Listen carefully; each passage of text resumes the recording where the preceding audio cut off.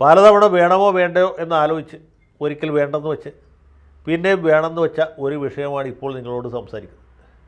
നിങ്ങൾ അറിഞ്ഞു കാണും, ഈ ഫെബ്രുവരി 23-ാം തീയതി വെള്ളിയാഴ്ച ഉച്ചയ്ക്ക് സുമാർ 12:30 മണിക്ക് കോട്ടയം ജില്ലയിലെ പൂഞ്ഞാർ സെൻറ്റ് തോമസ് ഫൊറോന പള്ളിയിൽ എന്ന് പറഞ്ഞാൽ ശരിയല്ല, പള്ളി വളപ്പിൽ ഏതാനും യുവാക്കൾ മോട്ടോർ സൈക്കിളും കാറും ഓടിച്ചു വരികയും അത് പള്ളി വളപ്പിലിട്ട് അമിത വേഗതയിൽ ഓടിക്കും. അവിടെ അത് തടയാനെത്തിയ പള്ളിയിലെ സഹവികാരി ഫാദർ തോമസ് ആറ്റിച്ചാൽ എന്ന് പറഞ്ഞ ആളെ ആ കാറിടിച്ച് വീഴ്ത്തി വെച്ചു. കാർ അദ്ദേഹത്തിൻ്റെ മേലെ മുട്ടി എന്നുള്ളതാണ് സത്യം. മുട്ടിയപ്പോൾ അദ്ദേഹം വീണുപോയി. കാർ ഇടിച്ചു എന്നും പറയാം, കാർ മുട്ടിയെന്നും പറയാം. അദ്ദേഹം വീണു, അദ്ദേഹത്തിന് പരിക്ക് പറ്റി, അദ്ദേഹത്തെ ആശുപത്രിയിൽ പ്രവേശിപ്പിച്ചു. അദ്ദേഹം ഇപ്പോൾ പാലക്കാട് ചേർപ്പുങ്കൽ എന്ന സ്ഥലത്ത് പള്ളിവക മാർ ശ്രീവ ഹോസ്പിറ്റലിൽ സുഖം പ്രാപിച്ചു വരികയാണ്. അദ്ദേഹത്തിൻ്റെ ജീവന് ഹാനിയൊന്നും വരാത്തതിൽ നമുക്ക് എല്ലാവർക്കും കർത്താവിനോട് നന്ദി പറയാം. ഇത് സാധാരണഗതിയിൽ അത്ര വലിയൊരു വിഷയമാവേണ്ടതല്ല. പക്ഷേ ആ അപകടം ഉണ്ടായ അപ്പോൾ മുതൽക്ക് ഇതേ സംബന്ധിച്ച് പല വിധത്തിലുള്ള കിംവദന്തികളും അഭ്യൂഹങ്ങളൊക്കെ പ്രചരിച്ചു. സ്ഥലം പൂഞ്ഞാറായതുകൊണ്ടും ഈ വന്ന ചെറുപ്പക്കാർ മിക്കവരും ഈരാറ്റുപേട്ട സ്വദേശികളായതുകൊണ്ടുമാണ് ഇങ്ങനെ സംഭവിച്ചത്. അതിന് സാമുദായികമായ ഒരു നിറം വളരെ പെട്ടെന്ന് കൈവന്നു. ഈ സംഭവം അറിഞ്ഞ ഉടനെ തന്നെ സ്ഥല MLA അഡ്വക്കേറ്റ് സെബാസ്റ്റ്യൻ കുളത്തുങ്കലും അതുപോലെ നമ്മുടെ പൂഞ്ഞാറിൻ്റെ രോമാഞ്ചമായ PC ജോർജുമൊക്കെ പള്ളിയിലെത്തി വൈദികനെ സന്ദർശിച്ചു, വിശ്വാസികളെ സമാശ്വസിപ്പിച്ചു. പക്ഷേ പ്രശ്നം അവിടെ കൊണ്ട് തീർന്നില്ല. മാധ്യമങ്ങൾ ഇതുമായി ബന്ധപ്പെട്ട വാർത്ത പൊതുവെ താല്പര്യത്തോടെ എല്ലാം റിപ്പോർട്ട് ചെയ്തത്. കൊച്ചി യൂണിവേഴ്സിറ്റിയിലെ ഒരു പ്രൊഫസറെയും അദ്ദേഹത്തിൻ്റെ ഡോക്ടറായ ഭാര്യയും ചില മദ്യപാനികൾ വഴിയിൽ തടഞ്ഞു നിർത്തി മർദ്ദിച്ചു എന്ന വാർത്ത 1-ാം പേജിൽ കൊടുത്ത മനോരമ ഈ പൂഞ്ഞാറിൽ നടന്ന സംഭവം അഗണ്യ കോടിയിലേക്ക് തള്ളി എന്നൊരു പരാതി ഈ ക്രൈസ്തവരുടെ ഇടയിൽ പൊതുവെട്ടായി. ക്രൈസ്തവരുടെ വാട്സപ്പ് ഗ്രൂപ്പുകളിലൊക്കെ അത് വലിയ പ്രാധാന്യത്തോടി പത്രം മനോരമ തന്നെ എന്ന് പറഞ്ഞ് കണ്ടത്തിൽ വർഗീസ് മാപ്പിള മുതൽക്ക് ഇങ്ങോട്ട് മാമ മാത്യു വരെയുള്ള എല്ലാവരെയും തെറി വിളിച്ചുകൊണ്ട് ഞാനും വായിക്കട്ടെ. തെറി വിളിച്ചാൽ ഞാനല്ല, ആ വാട്സപ്പിൽ വന്ന സന്ദേശമാണ്. മലയാള മനോരമ ക്രിസ്ത്യാനികളുടെ കാര്യങ്ങൾക്ക് മൂടി വയ്ക്കുകയും അന്യ സമുദായക്കാരുടെ കാര്യങ്ങൾ പ്രൊജക്റ്റ് ചെയ്യും എന്നുള്ളതായിരുന്നു ഇവരുടെ പരാതി. പിന്നെ കാസ മുതലായ സംഘടനകൾ ശക്തമായിട്ട് പോകും. അതുമാത്രമാണെങ്കിൽ നമുക്ക് പോട്ടെന്ന് വയ്ക്കാം. ദീപിക പത്രം ഈ വാർത്ത വലിയ പ്രാധാന്യത്തോടെ പ്രസിദ്ധിച്ചു. ഫെബ്രുവരി 24-ാം തീയതി ശനിയാഴ്ച. ഫെബ്രുവരി 24-ാം തീയതി ശനിയാഴ്ച തന്നെ സംസ്ഥാനത്തിൻ്റെ നാനാഭാഗങ്ങളിലും മിക്കവാറും കത്തോലിക്ക ഇടവകളിലൊക്കെ പ്രതിഷേധ പ്രകടനങ്ങൾ അരങ്ങേറി. ഈ വൈദികനെ കൊലപ്പെടുത്താൻ ശ്രമിച്ചവർക്കെതിരെ കേസെടുക്കുക, കർശനമായ പോലീസ് നടപടി ഉണ്ടാകുക എന്ന് പറഞ്ഞു. പോലീസ് ഒരു നടപടി എടുത്തില്ല എന്ന് പറയാൻ പറ്റില്ല. സംഭവം അറിഞ്ഞ ഉടനെ തന്നെ പാലാ DYSP ഈരാറ്റുപേട്ട സർക്കിൾ ഇൻസ്പെക്ടറൊക്കെ സംഭവ സ്ഥലത്തെത്തി. പിന്നെ ഒരുപാട് പോലീസുകാർ വന്നു. ജോസ് കെ മാണി ഫേസ്ബുക്കിൽ പോസ്റ്റ് ഇട്ടു, ഷോൺ ജോർജ് പോസ്റ്റ് ഇട്ടു. അങ്ങനെ മറ്റ് പല സംഭവങ്ങളൊക്കെ നടക്കുന്നുണ്ട്. ജാഗ്രതയോടെ തന്നെ വിഷയത്തിൽ ഇടപെടുന്നുണ്ട്. പാലാ മെത്രാൻ അഭിവന്യ മാർ കല്ലറങ്ങാട്ട് തിരുമേനി ശക്തമായ ഭാഷയിൽ ഇങ്ങനെ ഈ പുരോഹിതർക്കെതിരെ നടക്കുന്ന അക്രമത്തെ അപലപിച്ചു. അതുപോലെ തന്നെ നാടിൻ്റെ നാനാഭാഗങ്ങളിലും പ്രതിഷേധ പ്രകടനങ്ങൾ അരങ്ങേറി. 26-ാം തീയതി ദീപിക പത്രം അനുകരണീയമായ ശൈലിയിൽ ഒരു മുഖപ്രസവം കൂടി തിങ്കളാഴ്ചത്തെ ദീപിക പത്രം കയ്യിലുള്ളവർക്ക് വായിച്ചു നോക്കാം. അതിരൂക്ഷമായ ഭാഷയിലാണ് ദീപിക എഴുതിയിട്ടുള്ളത്. പ്രതികളെ അറസ്റ്റ് ചെയ്യുന്നതിൽ വീഴ്ച വരുത്തിയെന്ന് മാത്രമല്ല, പ്രതികൾ എന്ന് പറയുന്ന ആളുകളുടെ പേര് വിവരം പുറത്തുവിടുന്നില്ല. ഇതാണ് എല്ലാവരുടെയും പരാതി.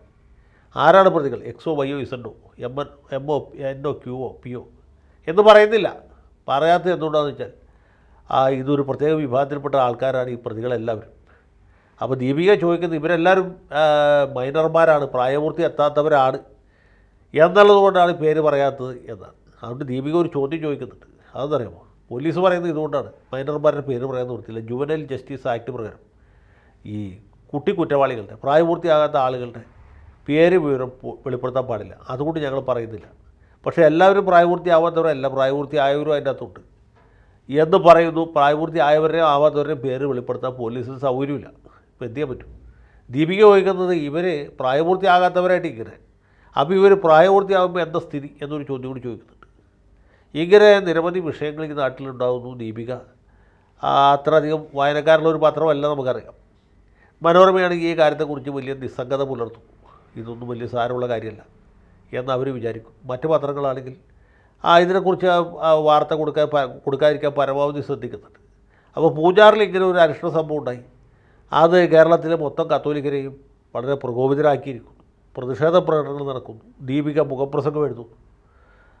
ഇങ്ങനൊരു സന്ദർഭത്തിൽ വൈദികൻ്റെ ജീവന് നേരെ നടന്ന വധശ്രമമാണ് ഇനി യഥാർത്ഥത്തിൽ അപകടം പറ്റിയതാണ്. ഈ ചെറുപ്പക്കാർ ഏത് സമുദായക്കാരാണ്? എല്ലാവരും ഒരേ സമുദായക്കാരാണോ? അങ്ങനെയല്ല. നാനാജാതി മതസ്ഥരും നാനാ രാഷ്ട്രീയ പാർട്ടിക്കാരും ഉണ്ട് എന്ന് പറയപ്പെടുന്നു. ഇതൊന്നും ഒരു വ്യക്തതയില്ല. പോലീസിന് മാത്രമേ ഈ കാര്യത്തിൽ എന്തെങ്കിലും ചെയ്യാൻ പറ്റൂ. പോലീസാണെങ്കിൽ കിംവദന്തികൾ പ്രചരിപ്പിക്കരുത്, സാമുദായിക വിദ്വേഷം ഉണ്ടാക്കുന്ന ആളുകൾക്കെതിരെ കേസെടുക്കും എന്ന വലിയ വാശിയിലുമാണ്. ഇനിയിപ്പോൾ എൻ്റെ പേരിൽ വല്ല നടപടി എടുക്കുമെന്ന് അറിയില്ല. ഏതായാലും സാമുദായിക വിദ്വേഷം ഉണ്ടാക്കുന്നത് എൻ്റെ അജണ്ടയുടെ ഭാഗമല്ല. ഇത്ര വലിയൊരു സംഭവം ഒരു പ്രത്യേക വിഭാഗത്തിൽപ്പെട്ട ആളുകൾക്കെതിരെ ഉണ്ടായി എന്ന് അവർക്ക് ആക്ഷേപം ഉണ്ടായിട്ട് പോലീസ് ഇങ്ങനെ അനങ്ങാപ്പാറന്നായി എടുക്കുന്നത് ശരിയല്ലെന്നാണ് എൻ്റെ അഭിപ്രായം. പ്രതികളെ തീർച്ചയായിട്ടും നിയമത്തിന് മുമ്പിൽ കൊണ്ടുവരണം. ന്യായമായ ശിക്ഷ അവർക്ക് കൊടുക്കാനുള്ള സംവിധാനം ഉണ്ടാക്കണം. ഈ കൗമാരക്കാരാണെങ്കിലും എന്തുകൊണ്ട് വെറുതെ കിടക്കുന്ന പള്ളി വളപ്പിൽ കയറ്റി മോട്ടോർ സൈക്കിള് അല്ലെങ്കിൽ കാറൊക്കെ ഓടിച്ച് അഭ്യാസ പ്രകടനം നടത്താൻ അവർക്ക് തോന്നിയെന്ന് നമുക്കറിയില്ല. ദീപിക ചോദിക്കുന്നൊരു ചോദ്യമുണ്ട്, ഇത് കത്തോലിക്ക പള്ളിയിലായോണ്ടല്ലേ ആർക്കും ഇങ്ങനെ വലിയ കയറി വന്ന് എന്ത് ചെയ്യാം എന്ന് തോന്നിയത്? വേറെ വല്ല മതക്കാരുടെയും ആരാധനാലയത്തിലാണെങ്കിൽ ഇവരെ തെമ്മാടിത്തരം കാണിക്കാൻ ആരെങ്കിലും ധൈര്യപ്പെടും എന്നുള്ളതാണ്. അതുകൂടാതെ ഒരു കാര്യം കൂടി പറയുന്നുണ്ട്.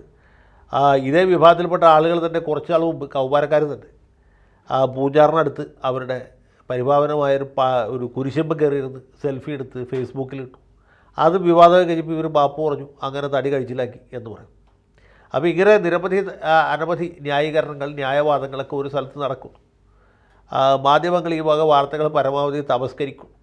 ഇത് നമ്മുടെ നാട്ടിൽ വലിയ സാമുദായിക ധ്രുവീകരണത്തിനും വിദ്വേഷത്തിനും ഇടയാവും. അതാണ് കാര്യം.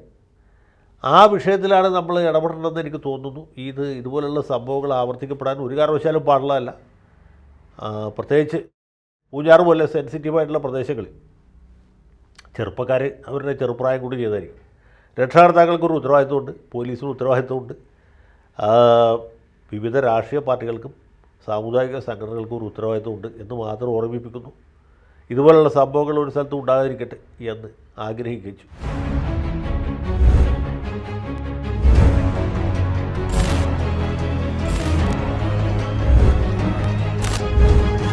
കൂടുതൽ വാർത്തകളും വിശേഷങ്ങളും നിങ്ങളിലേക്ക് എത്താൻ ABC മലയാളം സബ്സ്ക്രൈബ് ചെയ്യുക, ബെൽ ബട്ടണും അമർത്തുക.